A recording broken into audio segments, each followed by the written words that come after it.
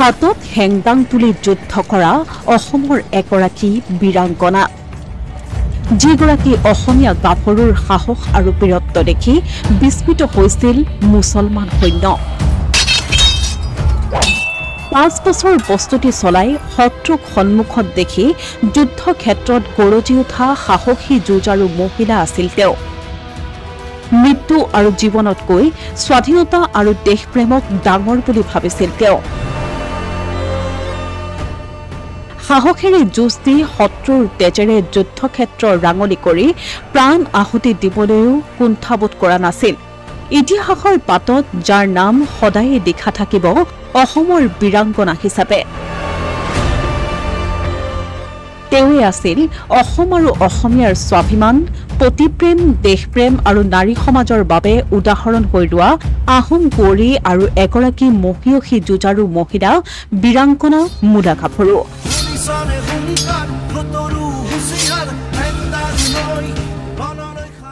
মূলা গাভৰু আছিল চাউফা চুপিনফাৰ কন্যা মূলা গাভৰুৰ প্ৰকৃত নাম আছিল নাং মূলা কৌৰী ফাচেংনুঙৰ সৈতে বিবাহপাশত আবদ্ধ হৈছিল মূলা গাভৰু 1527 চন আছিল তেতিয়া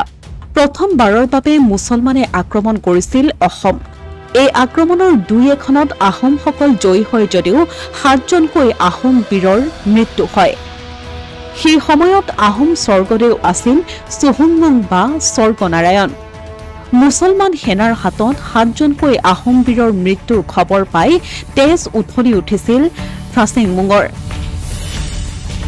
এই কথা মূলা গাভৰুৱে জনাত দেশৰ দুৰ্দিনত শত্ৰু সৈন্যক খেদি অসমৰ স্বাধীনতা অক্ষুণ্ণ ৰাখিবলৈ সাহস দিছিল স্বামীক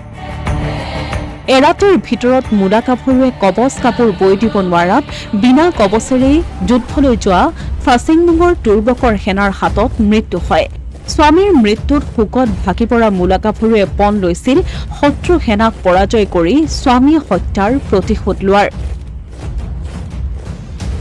1528 পৰা 1532 খ্ৰীষ্টাব্দলৈ 4 বছৰ মুছলমান সৈন্যই দুবাৰকৈ অসম আক্ৰমণ কৰিছিল 2027 চনত স্বামীৰ মৃত্যুৰ পাছত 5 বছৰ মূলা গাভৰুৱে যুদ্ধৰ প্ৰাৰম্ভিক কৌশল আয়ত্ত কৰিছিল 1532 চনত তুৰ্বকে পুনৰ অসম আক্ৰমণ কৰোতে মূলা গাভৰুৱে যুঁজ দিবলৈ গৈছিল আহোম নাৰী যুঁজ দিবলৈ যোৱা দেখি সকলো আহোম সৈন্য দুগুণে উৎসাহিত হৈ শত্ৰু সৈন্যৰ ওপৰত জঁপিয়াই পৰিছিল মূলা গাভৰুৰ যুদ্ধৰ সতীৰ্থ হৈছিল তিনিগৰাকী মহিলা যুঁজাৰু জয়ন্তী পমিলা আৰু ললিতা তিনিদিন একেৰাহে যুদ্ধ কৰি মূলাই হাতত হেংদাংৰ বহু শত্ৰু সৈন্যক হত্যা কৰিলে চতুৰ্থ দিনা মূলাৰ দেখা হল ফাচেংমুঙৰ হত্যাকাৰী মুছলমান সেনাপতি তুৰ্বক খানৰ সৈতে স্বামী হত্যাকাৰী তুৰ্বক খানক দেখি গৰজি উঠিল মূলা গাভৰু দুয়োৰে মাজত তয়াময়া ৰণ লাগিল সেই সময়তে তুৰ্বকৰ এক যোদ্ধাই পিছফালৰ পৰা অলক্ষিতে আহি মূলাৰ বুকুৰ মাজেৰে হেল মাৰিলে মূলা ঢলি পৰিল মূলা গাভৰুৰ তেজেৰে ৰাঙলি হল যুদ্ধক্ষেত্ৰ মূলা গাভৰুক আক্ৰমণ কৰাৰ পাছত নতুন শক্তিৰে জাগি উঠিছিল আহোম সৈন্য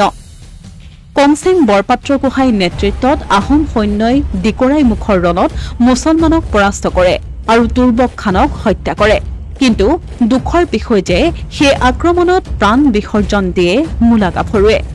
যুদ্ধত মূলা গাভৰুৰ মৃত্যু হৈছিল যদিও তেওঁ দি গ'ল প্ৰেৰণাৰ এক জীয়া ইতিহাস